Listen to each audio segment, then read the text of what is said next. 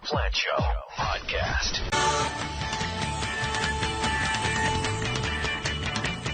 There's a lot of collateral damage. We've destroyed the whole idea of a whistleblower. It doesn't exist anymore. You can remain anonymous. You can have second or third hand knowledge. You can collude with the opposition party before you go to Inspector General, and that's going to be permissible. The FISA court is totally discredited. Other than that, how did you enjoy the investigation? Tore down the FBI. The CIA still has to go through the ringer because of corrupt Brennan. Big story yesterday.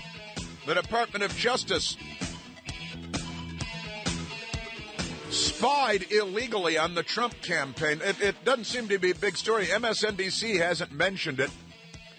But the chief FISA judge came out yesterday and decreed, announced, found the findings in their investigation into the 4 FISA warrants secured by Comey and the Obama gang to spy on the Trump campaign and then the Trump White House. President was he was in the White House, and they were still renewing warrants to spy on Carter Page.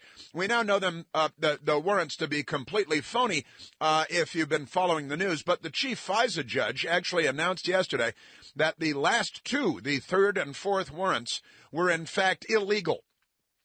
Thank you very much. That they did not have, they speak in legalese rather than English, of course. They did not have sufficient predicate or proper predicate. They did not have probable cause to sufficiently establish or to conclude that Carter Page was or may have been an agent of the Russian government.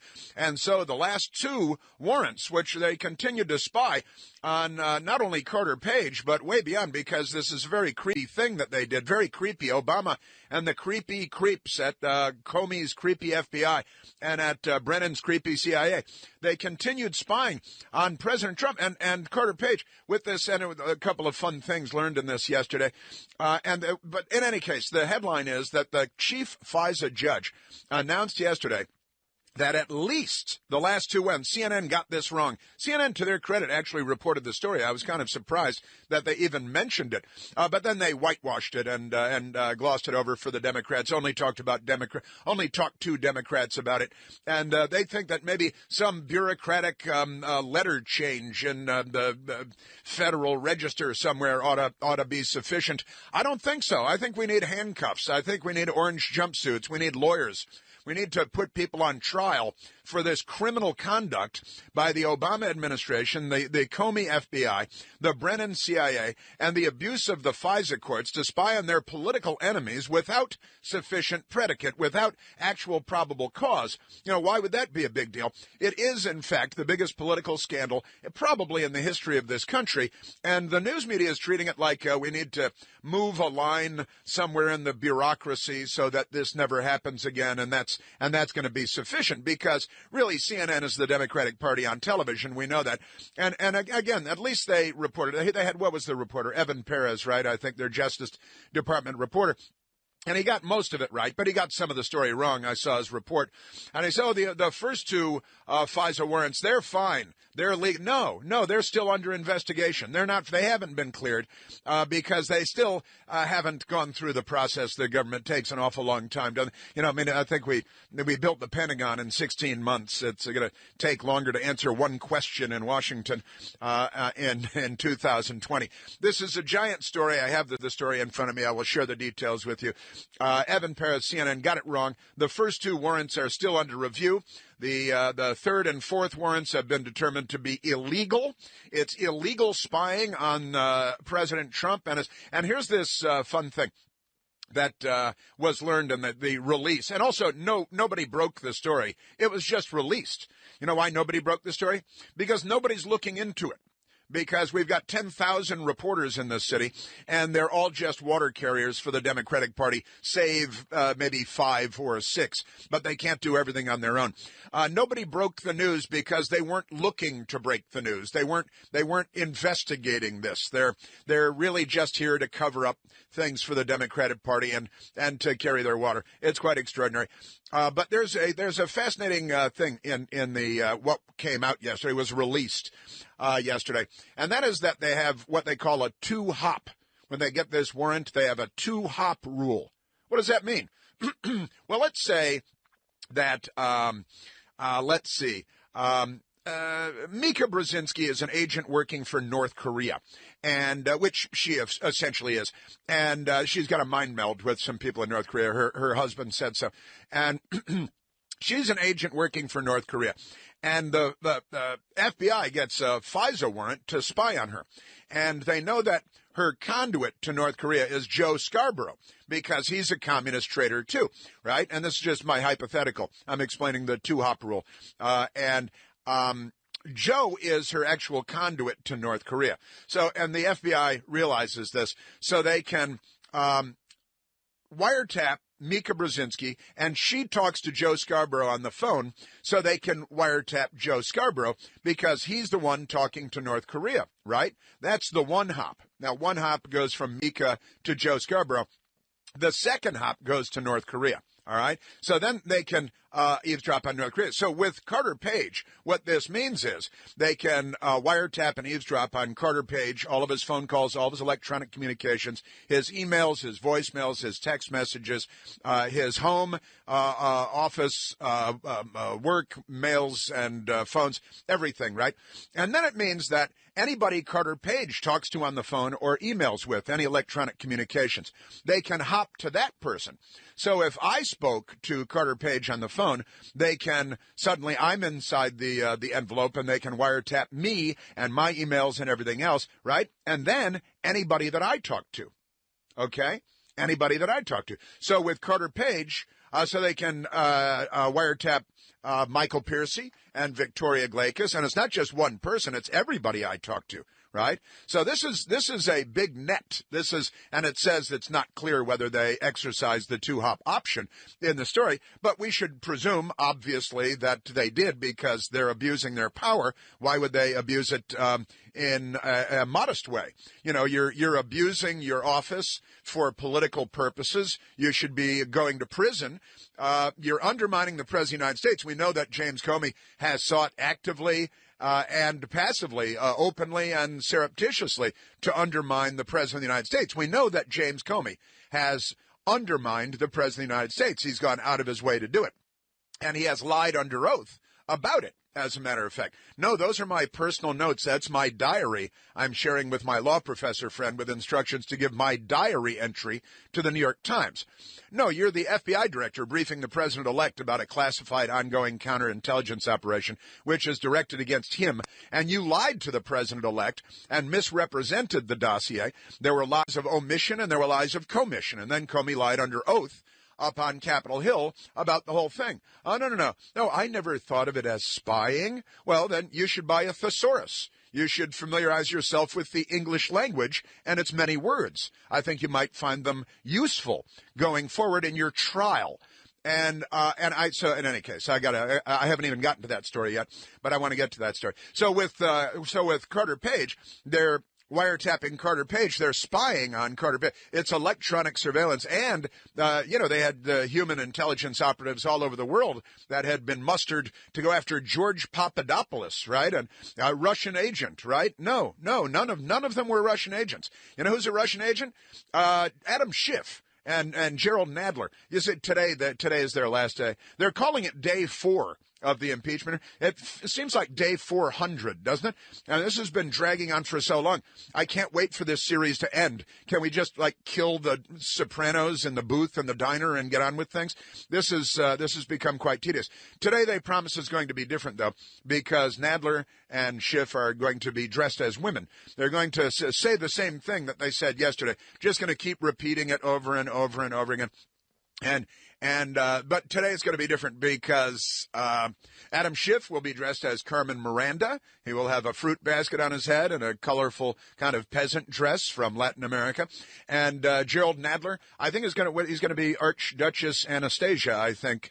Isn't that right? He's going to sort of in a flowing gown, a ball gown. It's going to be black and silver, heavily ornamented, and lots of jewelry, lots of bling, I hear, as they come out today. Because they wanted to spice things up. They realized their TV show has gotten a bit tedious and boring and nobody's watching it.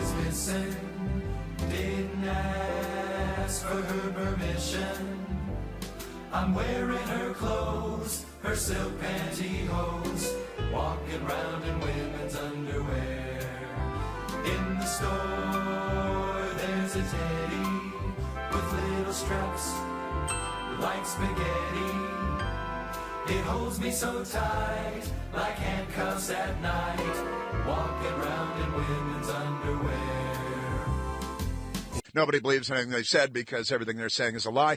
And so they wanted to spice it up a little bit by going full tranny on the Senate floor today. The Democrats, they're not really, but they should. Also, today is a lot of stuff. I got so many great stories today, and that's just one of them.